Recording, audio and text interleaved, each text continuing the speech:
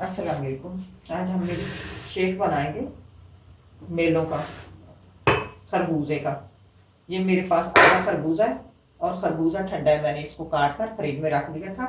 अब ये ठंडा है। जो भी आप खरबूजा बनाना चाहे, इस मिल्क शेक, फ्रूट और दूध ठंडा होना चाहिए। ये मेरे पास है और ये दूध भी ठंडा है। दूध डालते हैं। आपका जितना दिल चाहे दूध डाले, दूध में कोई नहीं है। आधा लीटर डालना चाहे लीटर डालना चाहे। अब ये मेरे पास 3 चम्मच चीनी हस्बे जायका डाल सकते हैं और 2 चम्मच कोको पाउडर। ये कोको पाउडर जो है ये लाजमी इसमें जाएगा, इससे इसका टेस्ट अच्छा बनता है। अब इसको अच्छी तरह ग्राइंड करेंगे।